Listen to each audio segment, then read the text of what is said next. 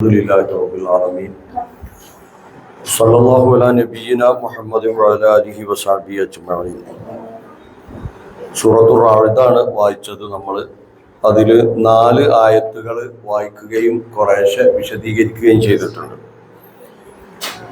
അടുത്ത വചനം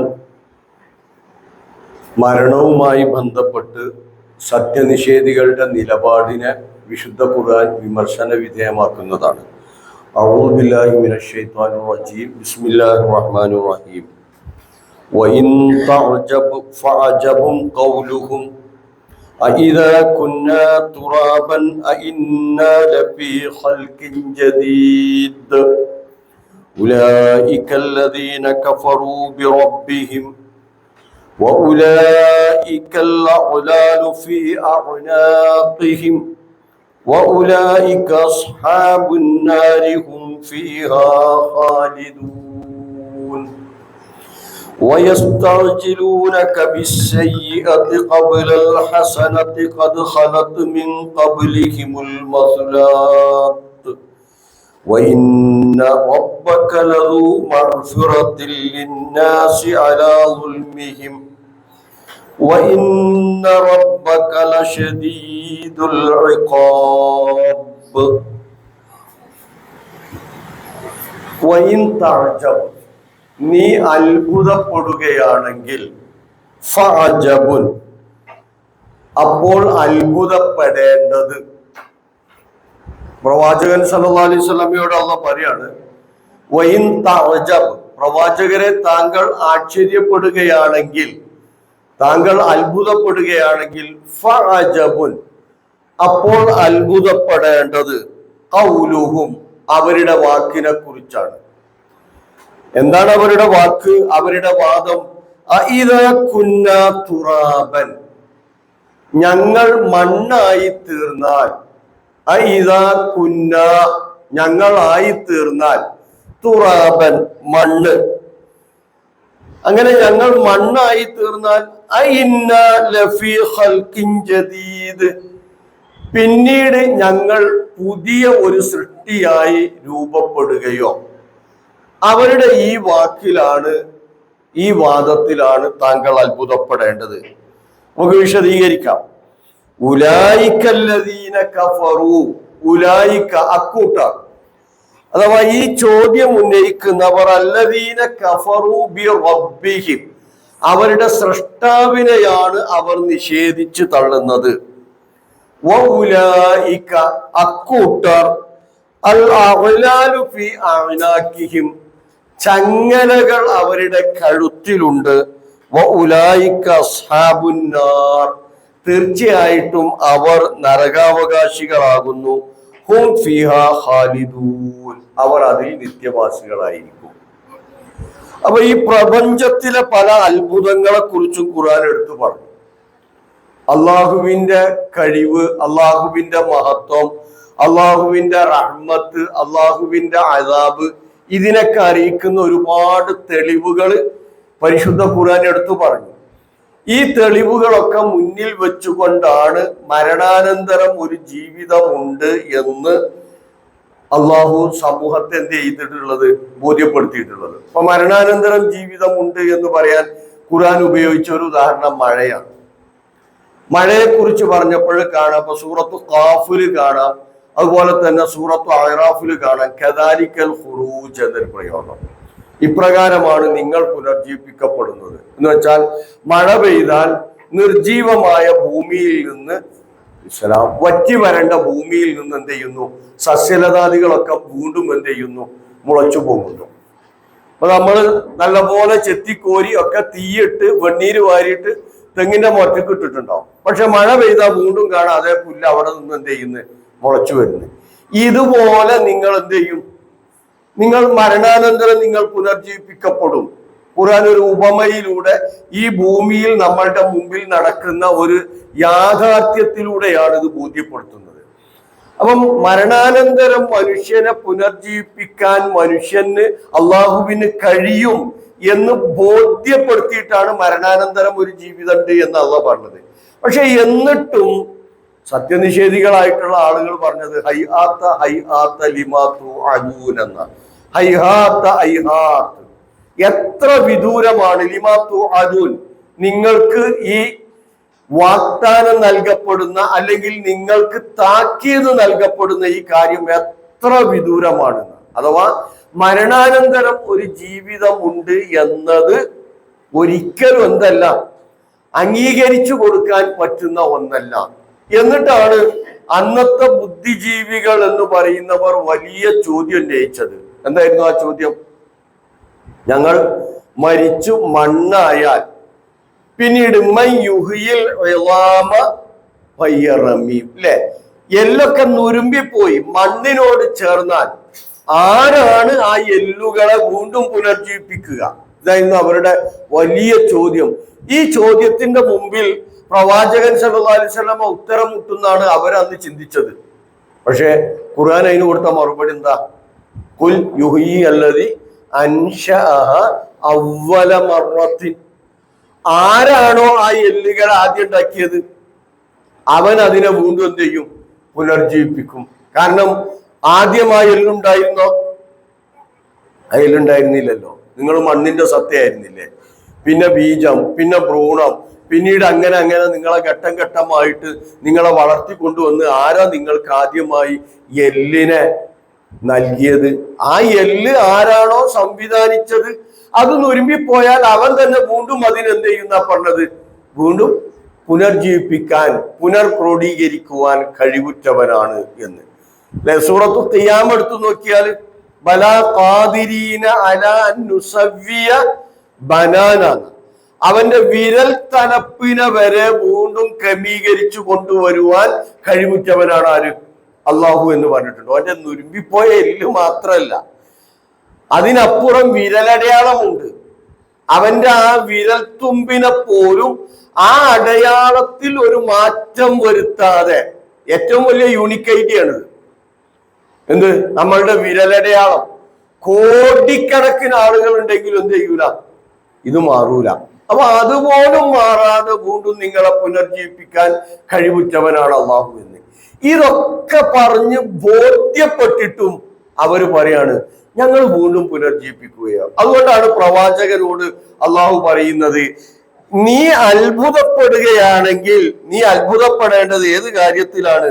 വൈൻ തഅജബ്, പ്രവാചകരെ താങ്കൾ അത്ഭുതപ്പെടുകയാണെങ്കിൽ ഫഅജബുൻ, അപ്പൊ ഏറ്റവും കൂടുതൽ താങ്കൾ അത്ഭുതപ്പെടേണ്ടത്, ആശ്ചര്യപ്പെടേണ്ടത് ഖൗലുഹും, അവരുടെ വാക്കിലാണ്, അവരുടെ ആ അഭിപ്രായത്തിലാണ്, അവരുടെ വാദത്തിലാണ്. അതെന്താണ് ആ വാദം? ഇദാ കുന്നാ തുറാബൻ അഇന്നാ ലഫീ ഖൽഖിൻ ജദീദ്, ഞങ്ങൾ മണ്ണായി തീർന്നാൽ വീണ്ടും ഞങ്ങൾ ഒരു പുതിയ സൃഷ്ടിയായി പഴയ പോലെ ആ പഴയ മനുഷ്യനായി ഞങ്ങൾ വീണ്ടും രൂപപ്പെട്ടു വരികയോ എന്ന ചോദ്യം. നമുക്ക് മരണാനന്തരം ജീവിതമില്ല എന്ന വാദം. ഇതായിരുന്നു അവരുടെ വാദം. ഹൈഹാത്ത് ഹൈഹാത്ത് ലിമാ തുഅദൂൻ എന്ന് പറഞ്ഞിടത്ത് കാണാം ഇൻ ഹിയ ഇല്ലാ ഹയാത്തുന ദുനിയ നമൂതു വനഹ്യ വമാ കുന്നാ ബിമബ്ഊസീൻ. അവരുടെ വാദമായിരുന്നു ജീവിതം എന്നത് ഇതാണ്, ഇവിടെ നമ്മൾ മരിക്കുകയും ജീവിക്കുകയും ഒക്കെ ചെയ്യുന്നു. വമാ കുന്നാ മബ്ഊസീൻ, നമ്മൾ ഒരിക്കലും എന്ത് ചെയ്യുകയില്ല? പുനർജീവിപ്പിക്കപ്പെടുകയില്ല. എന്തിനാ ഈ പരലോകത്തെ തള്ളിയത്? പരലോകത്തെ തള്ളിയ മനുഷ്യന് പിന്നെ എന്ത് ചെയ്യാം? എന്ത് തോന്നിയാസം ചെയ്ത് ജീവിക്കാം. കയ്യൂക്കുള്ള എന്ത് ചെയ്യും? കാര്യക്കാരനായിരിക്കും. നേരെ മറിച്ച് പരലോക വിശ്വാസം മനുഷ്യന്റെ ജീവിതത്തെ സ്വാധീനിച്ചാൽ അവന് പിന്നെ എന്ത് ചെയ്യാൻ പറ്റൂല? താൻ തോന്നിയായി ജീവിക്കാൻ പറ്റൂല. ദുനിയാവിലെടുത്ത് നോക്കുങ്ങൾ, ഇവിടെ ചോദിക്കാനും പറയാനും ഒരാളുണ്ട് എന്ന ബോധം ഉണ്ടായാൽ പിന്നെ എന്തായിരിക്കും നമ്മളുടേത്? ബാക്കിയൊക്കെ ക്ലിയർ ആയിരിക്കും അല്ലേ? ഒന്നും വേണ്ട, നമ്മളെ മക്കളെ അടുത്ത് നമ്മൾ 100 രൂപ എടുത്ത് അങ്ങാടിക്ക് പറഞ്ഞയച്ചു. വാപ്പ കണക്ക് ചോദിക്കുന്നുണ്ടെങ്കിൽ എന്തായിരിക്കും? ഒരിടത്ത് കൃത്യമായിരിക്കും, ആ കണക്ക് കൃത്യമായിരിക്കും. ഇല്ല, കണക്കൊന്നും ചോദിക്കലില്ല വാപ്പാന്നുണ്ടെങ്കിലോ അതിനോ മുട്ടായിയോ വേറെ എന്തെങ്കിലുമൊക്കെ വാങ്ങിയിട്ടുണ്ടാവും. പഞ്ചസാര 1 കിലോ വാങ്ങാൻ പറഞ്ഞു ചിലപ്പോൾ 3/4 കിലോനെ വാങ്ങിയിട്ടുണ്ടാവുള്ളൂ. അമ്മനെ പറ്റിച്ചിട്ടുണ്ടാവും. നേരെ മറിച്ച് അത് വാപ്പ കൃത്യമായിട്ട് ചോദിക്കുന്നുണ്ടെങ്കിൽ ഓന് ക്ലിയർ ആയിരിക്കും. അത് ഏതു കാര്യം എങ്ങനെ തന്നെയാണ് അല്ലെ? ചോദിക്കാനും പറയാനും ഒരാളില്ലാത്തവരെ മേൽക്ക് ആളുകൾ ഇങ്ങനെ എന്ത് ചെയ്യും? മേക്കിട്ട് കയറും. ചാഞ്ഞ മരത്തുമൊക്കെയാണ് കയറാൻ സുഖം എന്ന് പറയാറുണ്ട് നമ്മള്. അതെ, അയാളോട് ചോദിക്കാനും പറയാനും ഒന്നും ആളില്ല. അതുകൊണ്ട് അയാളെ മേൽക്കിട്ട് എല്ലാവരും അങ്ങനെ കയറും. മറിച്ചോ അല്ല, ചോദ്യം ഉണ്ടാവും, മറുപടി പറയേണ്ടി വരും എന്ന ചിന്ത ഉണ്ടെങ്കിൽ. അപ്പൊ അവിടെയാണ് മരണാനന്തരമുള്ള ജീവിതം. മരണത്തോടു കൂടി ജീവിതം തീരുന്നില്ല, മരണാനന്തരമുള്ള ജീവിതമുണ്ട്. ആ ജീവിതത്തിൽ എന്തു വേണം? എൻ്റെ ഓരോ കർമ്മങ്ങൾക്കും ഞാൻ കൃത്യമായി മറുപടി പറയേണ്ടി വരും എന്ന ബോധം, ആ ദൃഢവിശ്വാസം. വെറും വിശ്വാസം എന്നല്ല ഖുർആൻ പരലോകത്തെ കുറിച്ച് പറഞ്ഞത്. വബിൽ ആഖിറതി ഹും യൂഖിനൂൻ എന്നാ പറഞ്ഞത്, ദൃഢവിശ്വാസം. ആ ദൃഢവിശ്വാസമാണ് മനുഷ്യന് നന്മ ചെയ്യാൻ പ്രേരിപ്പിക്കേണ്ടത്, തിന്മയിൽ നിന്ന് അകന്നു നിൽക്കാനും പ്രേരിപ്പിക്കേണ്ടത്. ഒരു വേള അവന് സ്വസ്ഥതയും സമാധാനവും ലഭിക്കുന്നതും അതിലൂടെയാണ്. ഇപ്പൊ ഇന്നലെ ഒരു ബൈക്ക് ആക്സിഡന്റിൽ 2 കുട്ടികൾ മരിച്ചില്ലേ? ഈ വടക്കമുറിയിലുള്ളതാണ് പെൺകുട്ടി, എൻ്റെ ഒരു സുഹൃത്തിന്റെ മകളാണ്. പിന്നെ രണ്ടത്താണി ഭാഗത്താണ് പുയ്യാപ്പള അല്ലെ. അല്ല, ഒരു PSC എഴുതാൻ വേണ്ടി പോയതാണ്. അവരുടെ റോട്ടിൽ നിന്ന് മറ്റൊരു റോട്ടിലേക്ക് കണ്ട് കയറിയപ്പോ ഒരു കാറാരം വന്ന് ഇടിച്ചിട്ട് എന്ത് ചെയ്തു? 2 ആളും മരിച്ചു. ഈ മാതാപിതാക്കൾ എങ്ങനെയാണ് പരലോകബോധമില്ലാത്ത, പരലോക വിശ്വാസം ഇല്ലാത്ത ഒരാള് പോയിട്ട് ആ കുടുംബത്തെ എങ്ങനെ സമാധാനിപ്പിക്കുക? എന്തു പറഞ്ഞിട്ടാ സമാധാനിപ്പിക്കുക? എന്തെങ്കിലും പറഞ്ഞ് സമാധാനിപ്പിക്കാൻ പറ്റുമോ? പറ്റൂലല്ലോ. നേരെ മറിച്ച് ഒരു വിശ്വാസി പരലോകബോധമുള്ള ആളാണെങ്കിൽ നീ ക്ഷമിച്ചാൽ നിനക്ക് എന്ത് ചെയ്യും? പടച്ചോൻ അതിന് പ്രതിഫലം നൽകും. നമ്മൾ വിചാരിച്ചതല്ലല്ലോ, നമ്മളുടെ തീരുമാനമല്ലല്ലോ, റബ്ബിന്റെ ഒരു തീരുമാനമില്ലേ, ഖളാ ഇല്ലേ, ഖദർ ഇല്ലേ. ഈ കാര്യങ്ങളൊക്കെ പറഞ്ഞിട്ട് അവരെന്ത് ചെയ്യാം? ബോധ്യപ്പെടുത്താം. ഇവിടെ നിനക്ക് വമ്പിച്ച നഷ്ടം ഉണ്ടായത്, പക്ഷെ എന്നാൽ പോലും നീ ക്ഷമ കൈക്കൊണ്ട് ആ പ്രാർത്ഥനയോടുകൂടി നീ നിന്റെ ജീവിതം മുന്നോട്ട് കൊണ്ടുപോയാൽ എന്ത് ചെയ്യാം? നിനക്ക് അതിന് പരലോകത്തിൽ എന്ത് ചെയ്യും? ഗുണം ലഭിക്കും. നീ അവർക്ക് വേണ്ടി പ്രാർത്ഥിക്ക്, അള്ളാഹ് അവരുടെ പാപങ്ങളൊക്കെ പുറത്തു കൊടുക്കും. എന്ത് ചെയ്യാൻ പറ്റും? സമാധാനിപ്പിക്കാൻ പറ്റും. നേരെ മറിച്ച് പരലോകബോധം ഇല്ലാത്ത ഒരാള് അവിടെ ചെന്നിട്ട് എന്ത് പറയാനാ? ഒന്നും പറയാല്ലേ. എന്ത് പറഞ്ഞിട്ടാ? അപ്പം ജീവിതത്തിൽ കൃത്യമായി നന്മ ചെയ്യാൻ പ്രേരിപ്പിക്കേണ്ടതും തിന്മയിൽ നിന്ന് അകറ്റി നിർത്തേണ്ടതും മനസ്സമാധാനം നൽകേണ്ടതും പരലോക വിശ്വാസമാണ്. ഇവിടുത്തെ കോടതിയിൽ ഇങ്ങനൊക്കെ ആയി അല്ലെ, യാതൊരു നീതിയില്ല, സത്യത്തിന് ഒരു വലിയില്ല, കയ്യൂക്കുള്ള കാര്യക്കാരൻ ആവട്ടെ. എന്നാലും പരലോകത്തിൽ അള്ളാന്റെ കോടതിന്റെ മുമ്പിൽ ഓരൊക്കൊന്ന് എന്ത് ചെയ്യേണ്ടി വരും? എനിക്ക് കാണേണ്ടി വരും. നോക്കൂ, ഒരാള് അടിച്ചമർത്തപ്പെട്ടവന് എവിടെ സമാധാനം കിട്ടുക? അവന് സമാധാനം ഉള്ളത് നെതന്യാഹു ഇങ്ങനെ പോകുമ്പോൾ ഈ കൊല്ലപ്പെട്ട ആയിരങ്ങളുടെ കുടുംബത്തിന്റെ സമാധാനം എവിടെയാണ്? വന്നിട്ട് പിന്നെയും പോകുമ്പോഴാണ്. ഇന്നിപ്പോ 90 ആളൊക്കെ വേറെ കൊന്നിട്ടുണ്ട്. വന്നിട്ട് വീണ്ടും പോകുമ്പോഴുന്നു. ശരി, ഇവിടെ സമാധാനിക്കാനുള്ള അവസ്ഥ എന്താണ്? ചെറുത്തു നിൽക്കാൻ കഴിയുന്നില്ല. ചെറുത്തു നിൽക്കാൻ കഴിവുള്ളവർ മിണ്ടുന്നില്ല. വേറെ ചിലർ പക്ഷം പിടിച്ച് നിൽക്കുകയാണ്. അപ്പൊ എന്ത് ചെയ്യും? എവിടെ അവരെ സംബന്ധിച്ചിടത്തോളം എവിടെയാണ് സമാധാനം? മരണാനന്തരമുള്ള ഒരു ജീവിതമുണ്ട്, അവിടെ നീതി, പൂർണ്ണമായി നീതി ലഭിക്കും. അങ്ങനെയുള്ള ഒരു നാളെ വരാണ്ടില്ലേ? വത്തഖൂ യൗമൻ ലാ തജ്സി നഫ്സുൻ അൻ നഫ്സിൻ ഷൈഅ വലാ യുഖ്ബലു മിൻഹാ ശഫാഅത്തുൻ വലാ യുഖദു മിൻഹാ അദ്ലുൻ വലാ ഹും യുൻസറുൻ. ഒരാളും മറ്റൊരാൾക്കും ഒന്നും ചെയ്തു കൊടുക്കാൻ കഴിയാത്ത ഒരു ദിവസത്തെ നിങ്ങൾ പേടിച്ചോളേണ്ടി ചെയ്യുന്നു. അവിടെ ശുപാർശ സ്വീകരിക്കൂല, കൈക്കൂലി സ്വീകരിക്കൂല. ഒരാളും മറ്റൊരാൾക്ക് എന്ത് ചെയ്യാൻ പറ്റൂല? സഹായം ചെയ്യാൻ പറ്റാത്ത ദിവസം. ആ ബോധം. അപ്പൊ ഇതാണോ നന്മ ചെയ്യാൻ നമ്മളെ പ്രേരിപ്പിക്കാറുള്ളത്? പരലോക ബോധം. അങ്ങനെയാണല്ലോ വേണ്ടത്. സഹാബികൾ പറഞ്ഞില്ലേ എന്താ? ഇന്നമാ നുത്ഇമുക്കും ലിവജ്ഹില്ല ലാ നുരീദു മിൻകും ജസാഅൻ വലാ ശുക്കൂറ. അല്ലെ, ഞങ്ങൾ നിങ്ങൾക്ക് വിഭവം നൽകിയത് അള്ളാഹുവിന്റെ പ്രീതി ആഗ്രഹിച്ചുകൊണ്ടാണ്. ഞങ്ങൾ എന്ത് ചെയ്യുന്നില്ല? നിങ്ങളിൽ നിന്നൊരു നന്ദി വാക്ക് പോലും ഞങ്ങൾ എന്ത് ചെയ്യുന്നില്ല, അല്ലെങ്കിൽ എന്തെങ്കിലും ഒരു പ്രതിഫലം ഞങ്ങൾ എന്ത് ചെയ്യുന്നില്ല, പ്രതീക്ഷിക്കുന്നില്ല. ഒരു വോട്ട് അല്ലെങ്കിൽ ഇന്നെ കാണുമ്പോ ഇങ്ങനെ തലക്കെട്ടൊക്കെ എടുത്തുകാണ്ട് ഇങ്ങനെ എന്തൊക്കെ ആചാരം എന്ന് പറഞ്ഞ് നിൽക്കുക, ഒന്നും ഞങ്ങൾ പ്രതീക്ഷിക്കുന്നില്ല. എന്തുകൊണ്ട്? ബാക്കി വായിച്ചു നോക്കി. ഇന്നാ നഖാഫു മിർ റബ്ബിനാ യൗമൻ അബൂസൻ ഖംതരീറ. അല്ലെ? ഞങ്ങൾ ഒരു ദിവസത്തെ ഭയപ്പെടുന്നുണ്ട് ഞങ്ങളുടെ റബ്ബിൽ നിന്ന്. ആ ദിവസം എന്താണ്? ശിക്ഷ വ്യാപകമായിട്ടുള്ള ദിവസമാണ്, മുഖമൊക്കെ ചുളിഞ്ഞു പോകുന്ന ദിവസമാണ്. അങ്ങനെയുള്ള ദിവസത്തെ ഞങ്ങൾ ഭയപ്പെടുന്നു. അപ്പൊ ആ ദിവസത്തിലെ ഷർറിൽ നിന്ന്, വിപത്തിൽ നിന്ന് രക്ഷപ്പെടാൻ വേണ്ടിയാണ് ഞങ്ങൾ എന്ത് ചെയ്യുന്നത്? ഈ നന്മ ചെയ്യുന്നത്. അതുകൊണ്ട് തന്നെ നിങ്ങളിൽ നിന്ന് ഞങ്ങളൊരു ജസാവും ശുക്കൂറും എന്ത് ചെയ്യുന്നില്ല, ആഗ്രഹിക്കുന്നില്ല. ആ ബോധത്തോടുകൂടി നന്മ ചെയ്താൽ, തിന്മയിൽ നിന്ന് അകന്നു നിന്നാൽ, അടുത്ത ആയത്ത് എന്താ പറഞ്ഞത്? ഫവഖാഹുമുല്ലാഹു ശർറ ദാലിക്കൽ യൗം വലഖാഹും നളറതൻ വസുറൂറ.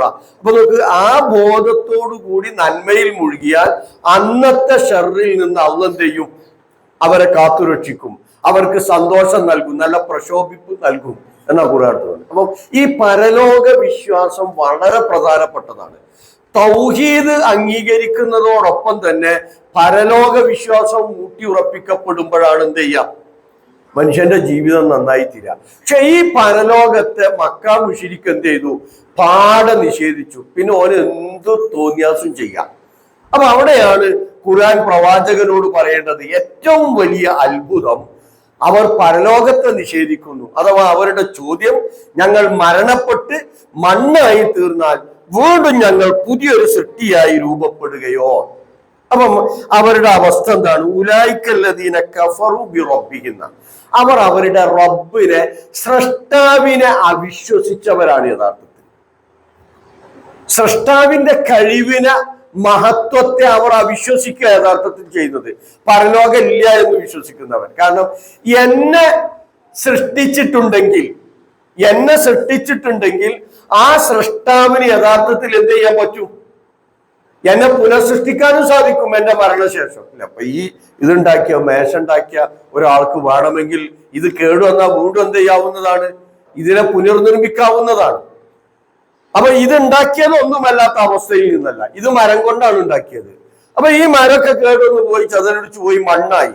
ശരി, ഇതേ മരം കിട്ടുകയാണെങ്കിൽ എന്ത് ചെയ്യാം? വീണ്ടും ഇതേ മേശ ഉണ്ടാക്കാൻ ഈ ആശാരിക്ക് എന്ത് ചെയ്യും? കഴിയും. എന്നാൽ നമ്മളെ സൃഷ്ടിച്ചതോ ഒന്നുമല്ലാത്ത അവസ്ഥയിൽ നിന്നാണ് മനുഷ്യൻ എന്ത് ചെയ്തിട്ടുള്ളത്? സൃഷ്ടിച്ചിട്ടുള്ളത്. വെറും മണ്ണിന്റെ സത്തയായിരുന്നു. ആ മണ്ണിന്റെ സത്തയിൽ നിന്നാണ് നിന്നെ സൃഷ്ടിച്ചു കൊണ്ടുവന്നത്. ശരി, ആ മണ്ണിലേക്ക് നീ മടങ്ങി. ശരി, ആ മണ്ണിന്റെ സത്യയായി നീ തീറുകയാണെങ്കിൽ നിന്നെ വീണ്ടും പുനഃസൃഷ്ടിക്കാൻ ആർക്ക് കഴിയും? പടച്ചവന് കഴിയും. ക്ലോണിങ്ങിന്റെ യുഗമൊക്കെയാണ് അല്ലെ? ആ യുഗമൊക്കെ കഴിഞ്ഞു അല്ലെ? ഒരു 10-20 കൊല്ലം മുമ്പ് ഇനി ക്ലോണിങ്ങിനെ കുറിച്ച് പറഞ്ഞിരുന്നത് ഡോളിൻ മോളിൻ അല്ലെ? എന്താണ്? ശീതീകരിച്ച കോശങ്ങൾ സൂക്ഷിച്ചു വെച്ചാൽ അല്ലെ? ഇപ്പം ആയിരക്കണക്കിന് കോശം കൊണ്ടാണ് നമ്മൾ നിർമ്മിക്കപ്പെട്ടിട്ടുള്ളത്. നമ്മളുടെ കുറച്ച് കോശം എടുത്ത് ശീതീകരിച്ച് സൂക്ഷിച്ചു വെച്ചാൽ നമ്മൾ മരണപ്പെട്ട് 100 കൊല്ലം കഴിഞ്ഞിട്ട് വേണമെങ്കിൽ ആ കോശത്തിൽ നിന്ന് വീണ്ടും നമ്മളെ പുനർനിർമ്മിക്കാൻ പറ്റും എന്നതാണ് ക്ലോണിങ്. അങ്ങനെയാണ് ഡോളിയും മോളിയൊക്കെ ഉണ്ടായത്. ക്ലോണിങ് മനുഷ്യനിൽ പരീക്ഷിച്ചു എന്നൊക്കെ പറയപ്പെടുന്നുണ്ട്. അല്ലാഹു ആലം. നമുക്കിത് ആധുനിക മനുഷ്യൻ ഈ രീതിയിൽ കണ്ടെത്തിയതാണ്. ഇനി ആലോചിച്ച് നോക്കിയാട്ടെ, നമ്മളെ സെർവർ ഉണ്ടെങ്കിൽ നമ്മളുടെ എല്ലാ കർമ്മങ്ങളും എന്ത് ചെയ്തിട്ടുണ്ടാവും? ഇതിന്റെ സെർവറിലൊക്കെ സൂക്ഷിച്ചു വെച്ചിട്ടുണ്ടാവും അല്ലേ? ഇത് ഞാൻ ചുട്ടു, സൈബർ സെല്ലിനെ പിടിക്കാൻ വന്നു. അപ്പൊ ഞാൻ തെളിവ് നശിപ്പിക്കാൻ വേണ്ടി ഇത് ചുട്ടു. ഞാൻ ഇതിലുള്ള സിമ്മും ഒക്കെ അടക്കി, എന്നിട്ട് വെണ്ണീരാക്കിയിട്ട് ഞാൻ കടപ്പുറത്ത് കൊണ്ടുപോയിട്ട് കടലിൽ കലക്കി. ഞാൻ കഴിച്ചിലാവുക? കഴിച്ചിലാവില്ല. കാരണം ഈ കമ്പനിയുടെ സെർവർ ഉണ്ട്. ആ സെർവറിൽ എല്ലാം വളരെ ക്ലിയർ ആയിട്ട് അവിടെ സൂക്ഷിച്ചു വെച്ചിട്ടുണ്ടാവും. ആ സെർവറിൽ നിന്ന് എന്ത് ചെയ്യും? ഒക്കെ മണിമണിയായിട്ട് സൈബർ സെല്ലെടുക്കും. യാതൊരു വിധത്തിലും എനിക്ക് രക്ഷപ്പെടാൻ പറ്റൂല. ആലോചിക്കട്ടെ, ഇതിപ്പോ നമ്മളുണ്ടാക്കിയതാ. നമ്മളുണ്ടാക്കിയ സാധനത്തിൽ നമ്മക്കൊക്കെ ഓരോ സെർവർ വെച്ചിട്ടുണ്ടെങ്കിൽ പഠിച്ചോ ഒരു രക്ഷയില്ല. നമ്മൾ മരിച്ചു മണ്ണായി. അല്ല, നീ കത്തിച്ചിട്ട് പാപനാശിനിയിൽ കൊണ്ടുപോയി വെണ്ണീര് ഒഴുക്കി, എന്നാലും എന്ത് ചെയ്യൂല? രക്ഷപ്പെടൂലെന്ന്. ആ സെർവറിൽ വളരെ ക്ലിയർ ആയിരിക്കും. അപ്പൊ ഇപ്പൊ പരലോകം എന്നത് വളരെ ക്ലിയർ ആയിട്ട് ആളുകൾക്ക് ബോധ്യപ്പെടുത്തി കൊടുക്കാൻ പറ്റും. എന്നിട്ട് അപ്പം ഈ പരലോകത്തെ, മരണാനന്തരമുള്ള ജീവിതത്തെ നിഷേധിക്കുന്നവൻ യഥാർത്ഥത്തിൽ റബ്ബിനെയാണ് അവൻ അവിശ്വസിക്കുന്നത്. എന്താ കാരണം? റബ്ബ് ഈ പ്രപഞ്ചത്തിൽ ഈ സംവിധാനിച്ച സൃഷ്ടി വൈഭവങ്ങളൊക്കെ കണ്ട മനുഷ്യൻ അല്ലെ, വളരെ നിർജീവമായി കിടന്ന ഭൂമിയെ മഴ വർഷിപ്പിച്ച് ജീവിപ്പിക്കുന്നത് നേർക്കുനേരെ കണ്ട മനുഷ്യൻ വീണ്ടും മരണാനന്തരമുള്ള ജീവിതത്തെ നിഷേധിക്കുകയാണെങ്കിൽ അവൻ ആരുടെ കഴിവിനെയാണ് അവിശ്വസിക്കുന്നത്?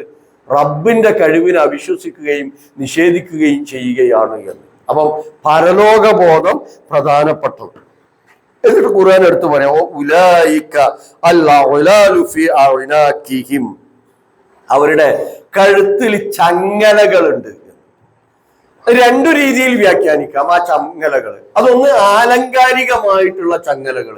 കഴുത്തിൽ ചങ്ങലട്ട പിന്നെ അവന് തിരിയാനും അറിയാനൊന്നും കഴിയില്ല.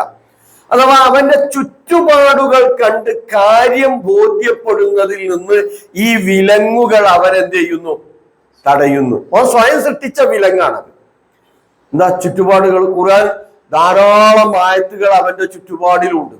ഖുർആൻ എടുത്ത് പറഞ്ഞിട്ടുണ്ട്, ഹാദാ ഖൽഖുല്ല ഫഅറൂനി മാദാ ഖലഖല്ലദീന മിൻ ദൂനിഹി. അല്ലേ? ഇതൊക്കെ അള്ളാഹുവിന്റെ സൃഷ്ടിജാലങ്ങളാണ്. ആ അള്ളാഹുവിന് പുറമെ മറ്റുള്ളവർ സൃഷ്ടിച്ചത് നിങ്ങൾ എനിക്കൊന്ന് കാണിച്ചു തരിക എന്നത്. അതുപോലെ മരണാനന്തരമുള്ള ജീവിതം അവനെ ബോധ്യപ്പെടുത്തുന്ന ഒരുപാട് കാര്യങ്ങൾ അവന്റെ ജീവിതത്തിൽ തന്നെ എന്തുണ്ട്? അതുണ്ട്. ഇപ്പൊ എല്ല് നുരുമ്പിപ്പോയാൽ പിന്നെ വീണ്ടും റെഡിയാവോ എന്നുള്ളത് ചോദിച്ചാലേ, പൊട്ടിയ എല്ല് വീണ്ടും കൂടുന്നത് നമ്മളുടെ ജീവിതത്തിൽ എന്ത് ചെയ്യുന്നുണ്ട്? നമ്മൾ കാണുന്നുണ്ട്. രണ്ട് എല്ല് അപ്പുറപ്പുറം മുറിച്ചാൽ വീണ്ടും അതെന്ത് ചെയ്യും? വീണ്ടും കൂടുന്നുണ്ട്. അവന്റെ പിന്നെ ശരീരത്തിലെ അവയവങ്ങളൊക്കെ വേണമെങ്കിൽ മാറ്റി വെക്കാവുന്ന വിധത്തിൽ മനുഷ്യൻ തന്നെ അവന്റെ ബുദ്ധി വികസിച്ച് അങ്ങോട്ട് എത്തിയിട്ടുണ്ട്. ഇതൊക്കെ അവന് ബോധ്യപ്പെടുത്തുന്നത് മരണാനന്തരമുള്ള ജീവിതത്തിൽ പടച്ചവന് ആദ്യം അവനെ സൃഷ്ടിച്ച റബ്ബിന് വീണ്ടും അവനെ പുനഃസൃഷ്ടിക്കാൻ, അവനെ പുനർജീവിപ്പിക്കാൻ കഴിയുമെന്നതാണ്. പക്ഷെ ഈ തെളിവുകളൊക്കെ അവന്റെ മുമ്പിലുണ്ടെങ്കിലും അവന്റെ കഴുത്തിൽ അവൻ സ്വയം സ്ഥാപിച്ച വിലങ്ങുകളെ കൊണ്ട് ഇതിനെക്കുറിച്ച് ചിന്തിക്കാനോ ആലോചിക്കാനോ അവന് സാധിക്കുന്നില്ല. ആ രീതിയിലുള്ള വ്യാഖ്യാനം. രണ്ടാമത്തേത്, ഇത്തരത്തിൽ പരലോകത്തിലെത്തുമ്പം ഇത്തരത്തിൽ മരണാനന്തരമുള്ള ജീവിതത്തെ തള്ളിക്കളഞ്ഞ, അതിൽ അവിശ്വസിച്ച് ജീവിച്ച ആളുകളുടെ കഴുത്തിലൊക്കെ എന്തുണ്ടാവും? അവരുടെ കഴുത്തുകളിൽ ചങ്ങലകൾ ഉണ്ടാവും. സൂറത്ത് യാസീനിൽ പറഞ്ഞല്ലോ. എങ്ങനെയാണ് ആയത്ത്? സൂറത്ത് യാസീനിൽ ചങ്ങലകളെ കുറിച്ച് പറഞ്ഞിട്ടുണ്ട്.